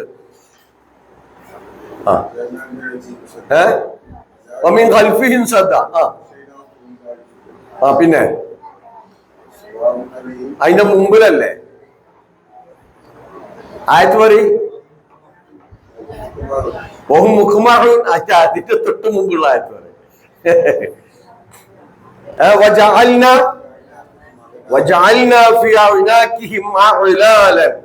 അവരുടെ കഴുത്തിൽ അള്ളാഹ് എന്ത് ചെയ്യുന്ന പറഞ്ഞത്? ചങ്ങലകളുണ്ട്. ഇപ്പൊ യഥാർത്ഥ ചങ്ങലകൾ മരണാനന്തരമുള്ള ജീവിതത്തിൽ നരകാവകാശിയാണെങ്കിൽ അവനെ പിടിക്കാൻ പറയുന്ന രംഗം കാണാം. ഖുദൂഹു ഫഉല്ലൂഹു സുമ്മൽ ജഹീമ സ്വല്ലൂഹു സുമ്മ ഫി സിൽസിലത്തിൻ ദർഉഹാ 70 ദിറാഅൻ ഫസ്ലുകൂ. 70 മുഴമുള്ള ചങ്ങലയിൽ അവൻ എന്ത് ചെയ്യുക? ബന്ധിപ്പിക്കുക. പിടിക്കവനെ, ബന്ധിക്കവനെ, അല്ലെ? എന്നിട്ട് അവനെ 70 മുഴമുള്ള ചങ്ങലയിൽ ബന്ധിപ്പിക്കുക. ആ രീതിയിൽ അവൻ ചങ്ങലയിൽ ഇടപെടും പരലോകത്തിലെത്തുമ്പോൾ. എന്തായാലും അവർ നരകാവകാശികളാണ്, അവർ അതിൽ നിത്യവാസികളായിരിക്കും. അപ്പൊ മരണാനന്തരമുള്ള ജീവിതം നമ്മളൊക്കെ അതിൽ വിശ്വസിക്കുന്നവരാണ്. പക്ഷെ ആ ജീവിതമാണ് നമ്മൾ എന്ത് ചെയ്യേണ്ടത്? സ്വാധീനിക്കേണ്ടത്. ഇപ്പൊ ഇന്നൊരു 10 ഗ്രൂപ്പിൽ എന്തെങ്കിലും വാട്സപ്പ് ഗ്രൂപ്പ് നോക്കാത്ത ആരെങ്കിലും ഉണ്ടെങ്കിലും ഒന്ന് കൈയൊന്നിച്ചാട്ടെ. ഒരു 10 ഗ്രൂപ്പ് എന്തെങ്കിലും വാട്സപ്പ് ഗ്രൂപ്പ് നോക്കാത്തോല് ആരും ഉണ്ടാവില്ല. 10ഓ 15ഓ ഒക്കെ ഗ്രൂപ്പ് എന്ത് ചെയ്തിട്ടുണ്ടാവും? ഓരോരുത്തരും ഇങ്ങനെ തോണ്ടിപ്പോയിട്ട് അതെന്താണ് ആ ഗ്രൂപ്പിൽ എന്താണെന്ന്. എന്നാല് ഇന്നൊരു 10 ആയത്ത് ഖുർആനിൽ നിന്ന് വായിച്ചു പഠിച്ച എത്ര ആളുകളുണ്ടെന്ന് കയ്യൊന്നിക്കണ്ട. നമ്മളൊന്ന് ആലോചിച്ച് നോക്കിയാട്ടെ. ഇന്നൊരു 10 ആയത്ത് ഖുർആനിൽ നിന്ന് വായിച്ചവർ എത്ര ഉണ്ട് എന്ന് ചോദിച്ചാല് 10 പോയിട്ട് എന്ന് ഖുർആൻ ചിലപ്പോ വന്നിപ്പോ എടുത്തതായിരിക്കും സുബൈ മുതൽ ഇതുവരെയുള്ള സമയത്ത്. അന്ത്യ അങ്ങനെ ആവാൻ കാരണം ഒരു 20 കുട്ടികളെ കിട്ടിയിരിക്ക് 2 ആഴ്ച മുമ്പ്. പുളിക്കല് ഒക്കെ മുജാഹിദ് കുട്ടികളാണ്, 20 മക്കള്. അപ്പൊ 20 മക്കളോട് ഞാൻ ആദ്യം തന്നെ ക്ലാസ് തുടങ്ങിയത് അഹമ്മദ് സലാത്തിന് ശേഷം ഇന്ന് വാട്സപ്പ് വെക്കാത്തോല് ഒന്ന് കയ്യൊത്തിച്ചങ്ങിയാണ്. അപ്പൊ ആരുമില്ല, എല്ലാവരും വാട്സപ്പ് നോക്കിയോലുണ്ട്. അപ്പൊ അവരോട് ഞാൻ ചോദിച്ചു, ഇന്ന് എത്ര ഗ്രൂപ്പ് നോക്കിയിട്ടുണ്ടോ? അപ്പം 20-25 ഗ്രൂപ്പിലൊക്കെ ഉള്ള ടീമൊക്കെ ഉണ്ട്. അതിലൊക്കെ ശരിക്ക് കയറി ഇറങ്ങി നിരങ്ങിയിട്ടാണ് ഓല് എന്ത് ചെയ്തിട്ടുള്ളത്, അന്നത്തെ ദിവസം ഒഴിവാക്കിയിട്ട്. ഒരു 10 ഗ്രൂപ്പ് തന്നെ നോക്കാത്തോലില്ല ഈ 20 കുട്ടികളുടെ. അപ്പൊ ഞാൻ അടുത്ത ചോദ്യം ഇതേ ചോദ്യം ചോദിച്ചു, ഒരു 10 ആയത്തിൽ നിന്ന് ഖുർആനിൽ നിന്ന് വായിച്ച എത്ര ആൾക്കാരുണ്ട്? ഒരു കുട്ടിയാണ്. അപ്പോൾ സുബൈക്ക് ശേഷം നിസ്കരിച്ചിട്ട് എന്ത് ചെയ്തിട്ടുണ്ട്, 20-ൽ ഒരാൾ ഖുർആൻ ഓതിയിട്ടുണ്ട്. 10 ആയത്ത് ഞാൻ വായിച്ചിട്ടുണ്ട് എന്ന് പറഞ്ഞു. അപ്പൊ ആലോചിച്ച് നോക്കിയാട്ടെ, അതെന്താ അങ്ങനെ വരാൻ കാരണം? മരിക്കും, പരലോകമുണ്ട് എന്നതൊക്കെ നമുക്കറിയാം, നമ്മൾ വിശ്വസിക്കുന്നുണ്ട്. പക്ഷെ ആ മരണവും ആ മരണാനന്തരമുള്ള ജീവിതവും ആ പരലോകത്തിലെ വിചാരണയും നമ്മളെ സ്വാധീനിക്കുന്നില്ല. അത് സ്വാധീനിച്ചിട്ടുണ്ടെങ്കിൽ നമ്മൾ മാലിക് യൗമിദ്ദീൻ എന്ന് ദിവസവും 17 തവണ നിർബന്ധമായിട്ടും പറയുന്നുണ്ട്, പ്രതിഫല നാളിന്റെ ഉടമസ്ഥൻ. അപ്പൊ പ്രതിഫല നാളിന്റെ ഉടമസ്ഥൻ എന്ന് പറഞ്ഞാല് അന്ന് അവിടുന്ന് നമുക്ക് പ്രതിഫലം തരുമോ, വാങ്ങിയിട്ട് പോക്കറ്റിട്ട് പോന്നാ മതി എന്നല്ലല്ലോ. ആ പ്രതിഫല നാളിന്റെ ഉടമസ്ഥൻ സംവിധാനിച്ചിട്ടുള്ള സംവിധാനങ്ങൾ എന്തൊക്കെയാണ് അവിടെ? എനിക്ക് അവിടെ ആ റബ്ബിന്റെ മുമ്പിൽ നിന്ന് രക്ഷപ്പെടാൻ ഒരു മാർഗവും ഇല്ല. ഇവിടെ ആ റബ്ബിന്റെ കൽപ്പനക്ക് വിധേയമായി ജീവിക്കുകയല്ലാതെ, ആ റബ്ബിന്റെ കലാമ് വായിച്ച് പഠിച്ച് അതനുസരിച്ച് ജീവിതത്തെ ക്രമപ്പെടുത്തി മറ്റുള്ളവർക്ക് അത് എത്തിച്ചു കൊടുത്താലല്ലാതെ എനിക്ക് രക്ഷപ്പെടാൻ പറ്റൂല എന്നുള്ള ബോധം നമ്മളെ സ്വാധീനിക്കണില്ല. അഥവാ മരണാനന്തരമുള്ള ജീവിതത്തെ കുറിച്ചുള്ള ചിന്ത, അത് മരണല്ലേ അല്ലെ, ഒരാൾ മരിച്ചാൽ അല്ലേ പോയി അല്ലെ തസ്ബീത്തിലൊക്കെ കൂടി അത് അവരൊക്കെ വെച്ചിട്ട് എന്നോട് പോന്നു, പിന്നെന്ത് മരണം ഇല്ല. ഒരു വലിയ അങ്ങനത്തെ എന്തെങ്കിലും ഇപ്പൊ ഞാൻ പറഞ്ഞു, ഇന്നലെ പറഞ്ഞ ആക്സിഡന്റ് പോലൊക്കെ ഉണ്ടായ ഒരാഴ്ചക്ക് എന്തുണ്ടാവും, അതിനെക്കുറിച്ച് ചിന്ത ഉണ്ടാവും, പിന്നെ ഇല്ല. അപ്പൊ മരണാനന്തരമുള്ള ജീവിതത്തെ, പരലോക ജീവിതത്തെ കുറിച്ച് വിശ്വാസം ഉണ്ടായ പോരാ. ഖുർആന്റെ പ്രയോഗം യൂഖീനുന്ന, ദൃഢമായി വിശ്വസിക്കുക പരലോകത്തെ. ആ പാമ്പ് അവിടെ തന്നെ ഉണ്ട് എന്ന് ദൃഢമായി വിശ്വസിച്ച പിന്നെ അതിലെ പോകുക നമ്മൾ. നല്ലൊരു മൂർഖൻ പാമ്പ്, കണ്ടാ തോന്നുന്നത് രാജവെമ്പാലയാണ് എന്നാ തോന്നുന്നത്. അവിടെ തന്നെ ഉണ്ട്, അവിടുന്ന് ഒടുക്കും പോയിട്ടില്ല എന്ന് വിശ്വസിക്കുകയാണെങ്കിൽ ഒരു മുൻകരുതലില്ലാതെ അതിലാണ് പോകുക. വിശ്വാസവും ദൃഢവിശ്വാസവും തമ്മിലുള്ള വ്യത്യാസം. എന്ത് പറഞ്ഞാലും ഞാൻ വിശ്വസിക്കൂല, ഞാൻ കണ്ടതാണ്, അത് അവിടെ തന്നെ ഉണ്ട്, ആ കല്ലിന്റെ ചോട്ടിൽ തന്നെ ഉണ്ട്, അവിടെ പോകാൻ പറ്റൂല, വെളിച്ചമില്ലാതെ വടിയില്ലാതെ പോകാൻ പറ്റൂല എന്ന് പറഞ്ഞാൽ ആ വിശ്വാസവും മറ്റോ പറഞ്ഞ വിശ്വാസവും തമ്മിൽ എന്താ വ്യത്യാസം? ദൃഢവിശ്വാസം. എന്താ? പരലോകം, ഖബറിൽ പോയി കിടക്കണം കൂട്ടരെ നമുക്ക് വേണ്ടേ അല്ലേ? അവിടെ ആരാ ഉണ്ടാവുക? ആരും ഉണ്ടാവില്ലല്ലോ. ഖബറിൽ വിചാരണ ഉണ്ടല്ലോ, രക്ഷയും ശിക്ഷയും ഉണ്ടല്ലോ, പിന്നെ യൗമുൽ ഖിയാമ ഉണ്ടല്ലോ, അവിടെ വിചാരണ ഉണ്ടല്ലോ, അവിടെ കർമ്മരേഖ കയ്യിൽ നൽകൂലേ, വായിക്കാൻ പറയില്ലേ, നമ്മളുടെ കണ്ണും കാതും ഒക്കെ നമ്മൾക്കെതിരെ സാക്ഷി പറയില്ലേ, തൊലി നമ്മൾക്കെതിരെ സംസാരിക്കൂലേ, ഭൂമി നമുക്കെതിരെ സംസാരിക്കൂലേ? ഭൂമി സംസാരിക്കൂലേ? ആയത്ത് പറഞ്ഞാണ് ഭൂമി സംസാരിക്കും. ആയത്ത് യൗമഇദിൻ തുഹദ്ദിസു അഖ്ബാറഹ, അന്ന് പറയാനുള്ളതൊക്കെ ഭൂമിയാണ് പറയുന്നത്. അലി ചെയ്തതൊക്കെ പറഞ്ഞാളാന്ന് അള്ളാഹ് ഭൂമിക്ക് കൽപ്പന കൊടുത്താൽ ഭൂമിയാണ് പറയാൻ തുടങ്ങും, ആ സ്പോട്ട് വിളിച്ചു പറയാൻ തുടങ്ങുന്ന. ആലോചിച്ച് നോക്കുങ്ങൾ. അപ്പൊ ആ വിശ്വാസം നമുക്ക് കിട്ടും. അപ്പൊ ആ വിശ്വാസം ഇല്ലാതിരിക്കുക എന്നത് വലിയ അത്ഭുതമാണ് ഈ തെളിവുകളൊക്കെ മുമ്പിൽ കണ്ടിട്ട്. അതുകൊണ്ടാണ് ഖുർആൻ ആ രീതിയിൽ എടുത്തു പറഞ്ഞത്. എന്നിട്ട് എടുത്ത് വയസ്തർജിലൂനക, അവർ നിന്നോട് ധൃതി കാണിക്കുന്നു. ആര്? പരലോകത്തിൽ വിശ്വാസമില്ലാത്ത, മരണാനന്തരമുള്ള ജീവിതത്തെ തള്ളിക്കളയുന്ന, തങ്ങളുടെ സൃഷ്ടാവിന്റെ കഴിവിനെ അവിശ്വസിക്കുന്ന ആ ആളുകൾ യസ്തർജിലൂനക, നിന്നോട് ധൃതി കാണിക്കുന്നു. എന്തിന്? ബിസ്സയ്യിഅതി, തിന്മക്ക്, ഖബ്ലൽ ഹസനതി, നന്മയുടെ മുമ്പേ. എന്താ തിന്മക്ക് നന്മയുടെ മുമ്പ് അവർ ധൃതി കാണിക്കുന്നു എന്ന് പറഞ്ഞാല് പ്രവാചകനോട് അവർ ആവശ്യപ്പെട്ടത് അങ്ങനെ ഒരു ശിക്ഷ ഉണ്ടെങ്കിൽ അത് കൊണ്ടുപോവാ, നമ്മളൊന്ന് കാണട്ടെ അല്ലെ. ആകാശം കഷ്ണം കഷ്ണമായി വീഴുന്നാണോ ഈ പറഞ്ഞത്? അതുകൊണ്ട് വീഴ്ത്തി കാണിച്ചെന്നാളാ. ഇങ്ങനെ തിന്മയെ, ആ ശിക്ഷയെ ധൃതി കാണിക്കുന്നു അവർ. എന്തിന്റെ മുമ്പ്? നന്മയുടെ മുമ്പ്. അഥവാ നന്മയെ കുറിച്ചുള്ള പ്രതിഫലത്തെ കുറിച്ച്, അഥവാ സ്വർഗീയ പ്രതിഫലത്തെ കുറിച്ചുള്ള ബോധമില്ലാതെ നരകത്തിന്റെ ശിക്ഷയെ കുറിച്ചാണ് അവർ ആലോചിക്കുന്നത്. ആ തിന്മക്ക് വേണ്ടിയിട്ട് അവരെന്ത് ചെയ്യുന്നു? ധൃതി കാണിക്കുന്നു. എന്തേ കാരണം? പരലോക വിശ്വാസം ഇല്ലാത്തതുകൊണ്ടാണ്. എവിടെത്തി? എവിടെത്തി? ഇവിടെ കൊട്ടപ്പുറത്തിനോ? പള്ളിക്കൽ ബസാർ റോഡിന് ഇങ്ങോട്ട് കയറിയിട്ടുണ്ടല്ലേ? ആ ഇറക്കത്ത്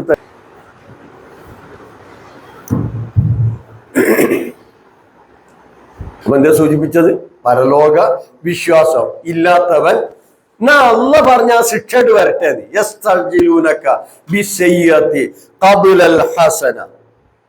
എന്നിട്ട് ഖുർആൻ എടുത്തു പറയാം, വഖദ് ഖലത്ത് മിൻ ഖബ്ലിഹിമുൽ മസുലാത്ത്.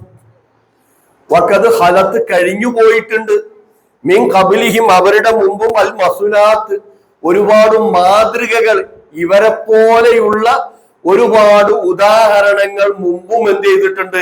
കഴിഞ്ഞു പോയിട്ടുണ്ട് അല്ലെ? പല തലമുറകളും ഇങ്ങനെ അള്ളാഹുവിൽ നിന്ന് വരേണ്ട ആ ശിക്ഷ ധൃതി കാണിക്കുകയും അവസാനം പടച്ചവന്റെ ശിക്ഷക്ക് വിധേയമായി നശിപ്പിക്കപ്പെടുകയും ചെയ്ത ഒരുപാട് മസുലാത്തുകൾ, മാതൃകകൾ മുമ്പ് കഴിഞ്ഞു പോയിട്ടുണ്ട്. ഇവർ ശിക്ഷക്ക് വേണ്ടിയിട്ട് എന്ത് ചെയ്യേണ്ട?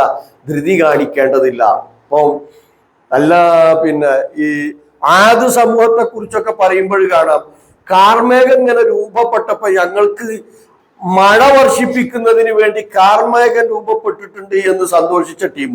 പക്ഷെ അവസാനം വന്നപ്പോഴോ അവരെ നശിപ്പിക്കാനുള്ള കാർമേഘമായിരുന്നു അത് എന്നതാണ് ഖുർആൻ ബോധ്യപ്പെടുത്തിയിട്ടുള്ളത്. അങ്ങനെ പലതും മുൻഗാമികളിൽപ്പെട്ട പല ആളുകളെയും അല്ലാഹ് എന്ത് ചെയ്തിട്ടുണ്ട്? നശിപ്പിച്ചിട്ടുണ്ട്. അതൊക്കെ ഒന്ന് പഠിച്ചു നോക്കിക്കൂടെ? ആലോചിച്ച് നോക്ക്. നമ്മളുടെ ചരിത്രത്തിൽ ഇപ്പൊ നമ്മളുടെ ഇന്ത്യൻ സാഹചര്യം എടുത്തു നോക്ക് നിങ്ങൾ. പല സ്വേച്ഛാധിപതികളെയും പടച്ചോൻ പിടികൂടിയ ചരിത്രം ഉണ്ടാവും. ലോക ചരിത്രം എടുത്തു നോക്കിയാട്ടെ അല്ലെ? ഇനി ഖുർആൻ തന്നെ പറഞ്ഞ വ്യക്തികളെ ഖാറൂനെ പിടികൂടിയിട്ടുണ്ട് അല്ലെ? അതുപോലെ ഹാമാനെ പിടികൂടിയിട്ടുണ്ട്, ഫിറഔനെ പിടികൂടിയിട്ടുണ്ട്. ഇവരൊക്കെ റബ്ബിന്റെ ശിക്ഷ വരികയാണെങ്കിൽ എത്രത്തോളം നീ പറഞ്ഞ ആ റബ്ബ് എവിടെ ഒന്ന് കാണിച്ചുണ്ടായി എന്ന് മൂസാ അലൈഹിസ്സലാമിനോട് വീരവാദം മുഴക്കിയ ആളാണ് ഫിറഔന്. മാത്രമല്ല ഹാമാനോട് അദ്ദേഹം പറഞ്ഞത് എന്താണ്? യാ ഹാമാനു ബിനിലി സ്വർഹ അല്ലെ? വലിയൊരു കൊട്ടാരം, ഒരു സ്തൂപം എനിക്ക് പണിതുകൊണ്ട് ഹാമാനെന്ന്. ഹാമാൻ അന്നത്തെ നല്ല സ്തൂപങ്ങളൊക്കെ ഉണ്ടാക്കുന്ന നല്ല ബിൽഡിംഗ് എടുക്കുന്ന ബന്ന ആയിരുന്നു. അപ്പം അങ്ങനെ ഒരു ടീം തന്നെ ഉണ്ടായിരുന്നു അവിടെ നിന്ന്. അവരോട് പറഞ്ഞത് ഒരു വലിയ സ്തൂപം ഉണ്ടാക്കിക്കൊണ്ട. ഈ കാലഘട്ടത്തിലാണെങ്കിൽ അയാൾ റോക്കറ്റ് ആവശ്യപ്പെടും അല്ലെ? ഫിറൗന് ഒരു റോക്കറ്റ് ഉണ്ടാക്കിക്കൊണ്ട് ഞാൻ അവിടെ നിന്ന് പോയി നോക്കട്ടെ എന്നൊക്കെ പറയും. മൂസ പറയുന്ന റബ്ബ് എവിടെയാണ്? പക്ഷെ ആ ആള് അവസാനത്തിൽ എന്ത് ചെയ്തു? മുങ്ങി മരിച്ചു അല്ലെ? മുങ്ങി മരിക്കുമ്പോ ആദ്യം വെള്ളം കുടിക്കുക വയറ്റിലേക്കാണ്. വയറ് നിറഞ്ഞാ പിന്നെന്ത് ചെയ്യും? പിന്നെ ശ്വാസകോശത്തൊക്കെ കയറുക. ആ ഘട്ടത്തിൽ മൂസ അലൈഹിസ്സലാമയിൽ, ഹാറൂൻ അലൈഹിസ്സലാമയിൽ അവർ രണ്ടുപേരും പറഞ്ഞു, അള്ളാഹുവിൽ ഞാൻ വിശ്വസിച്ചിട്ടുണ്ട് എന്ന് ആര് പറഞ്ഞു? ഫിറൗൻ പറഞ്ഞു. സൂറത്ത് യൂനുസിൽ കാണാം 90 മുതലുള്ള ആയത്തില്. അപ്പൊ അള്ളാഹ് ചോദിച്ചു, അല്ല അപ്പോഴാണോ? വഖദ് അസൈത മിൻ ഖബ്ൽ വകുന്ത മിനൽ മുഫ്സിദീൻ. നീ മുമ്പ് ധിക്കാരിയായി, നീ കുഴപ്പക്കാരനായിരുന്നു, റബ്ബിന്റെ കൽപ്പനക്ക് വിധേയമായില്ല. എന്നിട്ട് അന്ന് അള്ളാഹ് പറഞ്ഞ കാര്യം എന്താ? അൽ ആന നുനജ്ജീക ബിബദനിക ലിതകൂന ലിമൻ ഖൽഫക ആയതൻ. നിന്റെ ഭൗതിക ശരീരം ഞാൻ സൂക്ഷിക്കുന്നു. എന്തിന്? ലിതകൂന ലിമൻ ഖൽഫക ആയ, നിന്റെ പിൻഗാമികൾക്ക് ഒരു തെളിവാവാൻ വേണ്ടിയിട്ട്. ഒന്നുമില്ല ആ ഭൗതിക ശരീരം. നമ്മൾ പോയവരൊക്കെ ഉണ്ടാവൂലേ, കണ്ട് ആസ്വദിച്ച് വരും. പക്ഷെ ഈ ശരീരം എന്തിനാ അല്ലാഹ് ഇവിടെ സൂക്ഷിച്ചേ? ലിതകൂന ലിമൻ ഖൽഫക ആയതൻ. അപ്പൊ ഞാനാണ് റബ്ബ് എന്ന് വീമ്പിളക്കിയ ഒരു മനുഷ്യൻ, അയാളെ പടച്ചോന് നീട്ടിയിട്ട് ഇങ്ങനെയാണ് കൊണ്ടുപോയിട്ട് അവസാനം പിടിച്ച പിടുത്തം. അപ്പൊ ആ പിടിച്ചപ്പോ ഞാൻ വിശ്വസിച്ചു എന്ന് പറഞ്ഞു. പക്ഷെ അംഗീകരിച്ചോ? റബ്ബ് അംഗീകരിച്ചില്ല. അവസാനം അയാളോട് പറഞ്ഞു, നിന്റെ ഭൗതിക ശരീരം വരും തലമുറക്ക് തെളിവാവാൻ. ഒന്ന് അള്ളാഹുവിന്റെ അദാബിനുള്ള തെളിവാണ്, അള്ളാഹുവിന്റെ കഴിവിനുള്ള തെളിവാണ്. മത്സ്യം തിന്നുപോയില്ല, കടലിൽ നശിപ്പിക്കപ്പെട്ടില്ല, ഫിറഔൻ മരണപ്പെട്ട് മുങ്ങി മരിച്ച് കാലങ്ങൾ കഴിഞ്ഞതിന് ശേഷമാണ് ആ ശരീരം ചെയ്യുന്നത് വീണ്ടെടുക്കുന്നത്. അത് ചോക്ക്. അത് അത് മാത്രം പോരെ. മസുലാത്ത്, ഉപമകൾ, എത്രയോ ഉപമകൾ മുൻഗാമികളുടേതുണ്ട്. ഖാറൂന്റെ ഭൗതിക സ്വത്തിനെ കുറിച്ച് ഖുർആൻ പറഞ്ഞ എന്താ? അയാളുടെ ഖജനാവുകളുടെ താക്കോൽ എത്ര ഉണ്ടായിരുന്നു എന്നാ പറഞ്ഞത്? ഒരു സംഘം ആളുകൾക്ക് വഹിക്കാവുന്നതുണ്ടായിരുന്നു. സംഘം എന്ന് പറഞ്ഞെങ്കിൽ ഏറ്റവും ചുരുങ്ങിയ 3 ആൾ വേണം.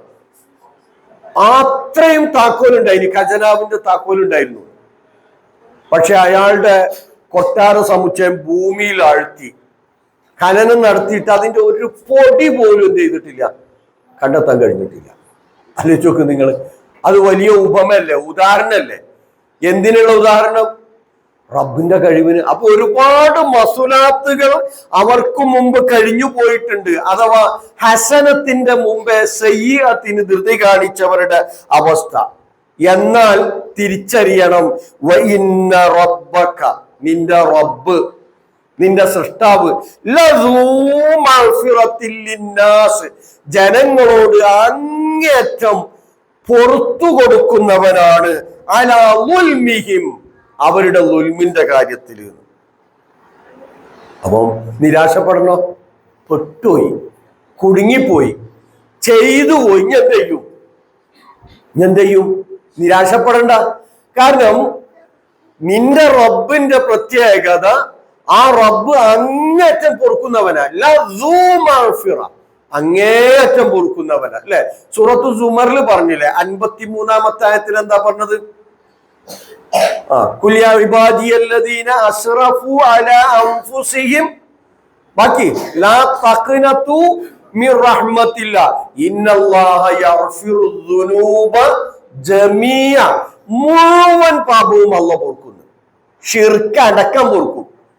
ഷിർക്ക് പൊറുക്കൂല എന്ന് പറഞ്ഞു സൂറത്തു, എവിടെ പറഞ്ഞത്? സൂറത്തു നിസായിൽ പറഞ്ഞു, ഇന്നല്ലാഹ യഗ്ഫിറു, ഇന്നല്ലാഹ ലാ യഗ്ഫിറു അൻ യുശ്റക ബിഹി വയഗ്ഫിറു മാ ദൂന ദാലിക ലിമൻ യശാ. അല്ലാഹ് ഷിർക്ക് അല്ലാത്തതൊക്കെ പുറത്തു കൊടുക്കുന്നു. അപ്പൊ ഷിർക്ക് പൊറുക്കൂലേ? പൊറുക്കും. തൗബ ഉണ്ടെങ്കിലേ എന്ത് ചെയ്യുള്ളൂ? ഷിർക്ക് പൊറുക്കുള്ളൂ. എന്നാൽ ഷിർക്കല്ലാത്ത പാപങ്ങൾ ചിലപ്പോൾ തൗബ ചെയ്തിട്ടില്ലെങ്കിലും അല്ലാഹ് പുറത്തു കൊടുത്തേക്കാം. ഇന്നൽ ഹസനാത്ത് യുദ്ഹിബിന സയ്യാത്ത് പറഞ്ഞിട്ടുണ്ട്. നന്മകൾ എന്ത് ചെയ്യും? തിന്മകളെ മായ്ച്ചു കളയും. അപ്പൊ തിന്മയിൽ മുഴുകി ജീവിച്ച ഒരാള് വലിയൊരു നന്മ ചെയ്താൽ ചിലപ്പോൾ ആ നന്മയിലൂടെ അയാളുടെ തിന്മ എന്ത് ചെയ്യും? മായ്ച്ചു കളയും. ഇപ്പൊ ഉദാഹരണമായിട്ട് നമ്മൾ പള്ളിയിലേക്ക് ഉളു എടുത്ത്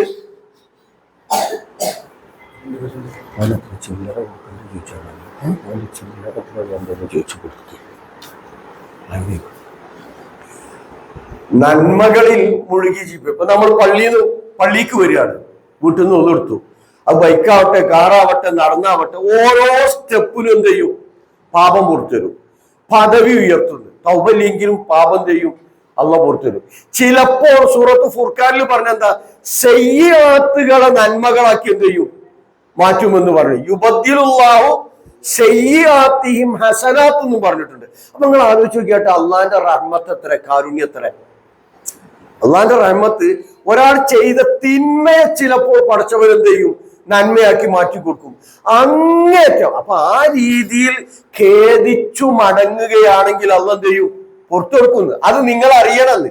ഇന്ന റബ്ബക ലസൂ മഗ്ഫിറത്തിൽ ലിന്നാസ്, ജനങ്ങളോട് അങ്ങേറ്റം പാപമോചനം നൽകി അവരെ രക്ഷപ്പെടുത്തുന്നവനാണ് റബ്ബ്, അവരുടെ ളുൽമിന്. അപ്പം റഹ്മത്തില്ല, ഇന്നല്ലാഹി യഗ്ഫിറു ദുനൂബ ജമീഅ, 100 ആളെ കൊന്നവനും അള്ളാഹ് എന്ത് ചെയ്തു? അല്ലെ?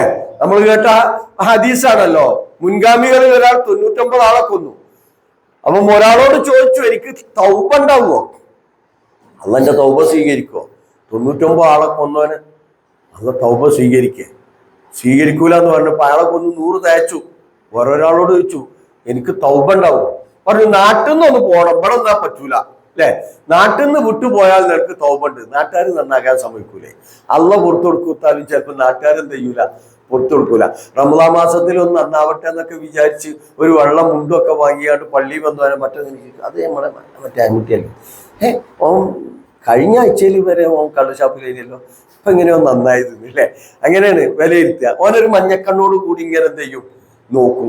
അപ്പൊ നാട്ടുകാർ ചിലപ്പോൾ പടച്ചോൻ പുറത്തു കൊടുത്തോലും നാട്ടുകാർ ചിലപ്പോൾ പുറത്തു കൊടുത്തോളണമെന്നില്ല. ആ രീതിയിലാണ്. അപ്പൊ അയാളോട് പറഞ്ഞു ഒന്ന് ഇവിടുന്നാണ് പൊയ്ക്കാളാം നന്നാവണം എന്നുണ്ടെങ്കിൽ അയാൾക്ക് അല്ല പുറത്തു കൊടുത്തത്. അപ്പൊ നോക്ക്, ഈ ഒരു മോനെ നമുക്ക് ഉണ്ടാവണം. പക്ഷേ എൻ്റെ ജീവിതത്തിൽ ഞാൻ അങ്ങനെയൊന്നും റബ്ബിനോട് കൂടുതൽ അടുത്തിട്ടില്ലല്ലോ. അപ്പൊ അടുക്കാനുള്ള സാധ്യത എന്നാ ഇനിയിപ്പോ അടുത്തിട്ടില്ല, ഇനി ഇങ്ങനെ പോവുകയാണെങ്കിൽ പണ്ടാറടക്കം എങ്ങനെയാണ് പോട്ടെ എന്ന് വിചാരിക്കണോ? വേണ്ടാന്ന്. കാരണം പണ്ടാറടക്കണ്ടാന്ന്. എന്താ പണ്ടാറടക്കുക എന്ന് പറഞ്ഞാൽ അതിന്റെ ആവശ്യമില്ല. അപ്പൊ ആലോചിച്ച് നോക്ക്, ആ രീതിയിലല്ല.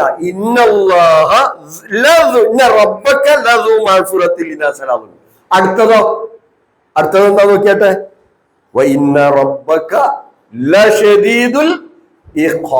അള്ളാഹ് അതികഠിനമായി ശിക്ഷിക്കുന്നവനാണ്. അതെ, മഗ്ഫിറത്തിന് അവസരം കൊടുത്തു, ആ അവസരം ഉപയോഗപ്പെടുത്തിയില്ല എങ്കിൽ അള്ളാഹിന്റെ ശിക്ഷ എന്താണ്? അതികഠിനാണ്. അപ്പൊ ഖുർആൻ വായിക്കലില്ല, പഠിക്കലില്ല, അള്ളാഹിന്റെ കലാമായിട്ട് ഒരു ബന്ധവുമില്ല, അങ്ങനെ ഹാന്ന് ജീവിച്ചു 10-70 കൊല്ലായി, 10-60 കൊല്ലായി, 10-50 കൊല്ലായി. ഇത് അറിയേണ്ട വിധത്തിൽ അറിഞ്ഞിരുന്നില്ല. ശരി, അറിഞ്ഞാൽ എന്ത് വേണം? എന്നോട് പോയിട്ടൊന്നും കജൂല എന്നാലാണോ? അല്ല, കഴിയുന്ന വിധത്തിലാവണം. 70 കഴിഞ്ഞൊരു സഹാബി ഖുർആനുമായി ഇങ്ങനെ മല്ലിടുന്നത് കണ്ടപ്പോൾ ചെറുപ്പക്കാരിങ്ങനെ ഒന്ന് മെല്ലൊന്ന് തോണ്ടി മൂപ്പരെ കുജിക്ക് കാലി കിട്ടിയിട്ടാണോ? അപ്പൊ അദ്ദേഹത്തിന്റെ മറുപടി, എന്റെ ശവമഞ്ചം കാണുന്നത് വരെ ഞാൻ എന്ത് ചെയ്യും? തുടരുന്നു. അപ്പൊ നമ്മൾ നിരാശപ്പെടേണ്ട. നമ്മളുടെ ജീവിതത്തിൽ പരിശുദ്ധ ഖുർആനുമായിട്ട് ബന്ധപ്പെടാൻ സാധിച്ചില്ല, അതിന്റെ പ്രാധാന്യത്തെ കുറിച്ച് അറിഞ്ഞില്ല. ശരി,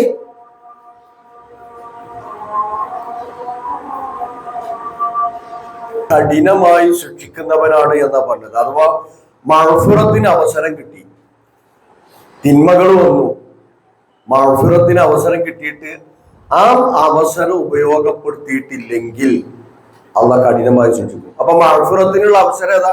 അടുത്ത റമദാൻ മാസം വരട്ടെ എന്നുള്ളതാണോ? അല്ലെങ്കിൽ ഉംറക്ക് പോട്ടെ അപ്പം പറയാം അല്ലേ? അല്ലെങ്കിൽ ഹജ്ജിന് പോകുമ്പോ അവിടുന്ന് പറയാണോ? അല്ല, ഏതു നിമിഷവും ഇപ്പം വേണമെങ്കിൽ എന്ത് ചെയ്യാം? അള്ളാഹിനോട് പറയാം, പടച്ചോനെ ഇന്ന രീതിയിലൊക്കെ പോരായ്മ വന്നിട്ടുണ്ട്, എനിക്ക് പുറത്തേക്കണം. അത് മനസ്സറിഞ്ഞു പറയണം.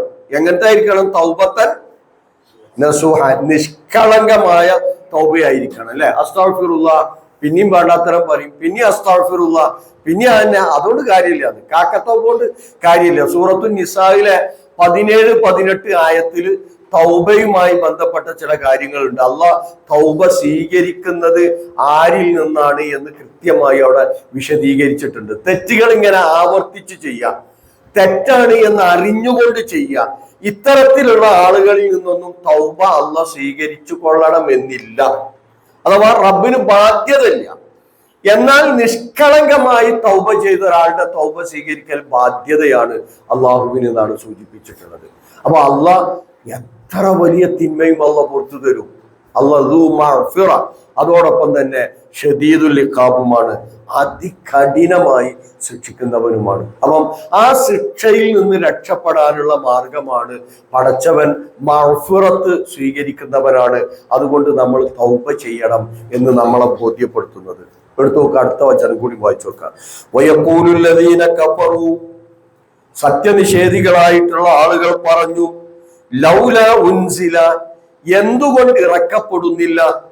ലൗല ഉൻസില, എന്തുകൊണ്ട് ഇറക്കപ്പെടുന്നില്ല?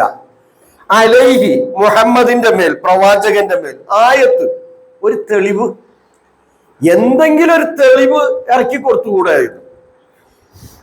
മിർ റബ്ബിഹി, അവന്റെ റബ്ബിൽ നിന്ന്.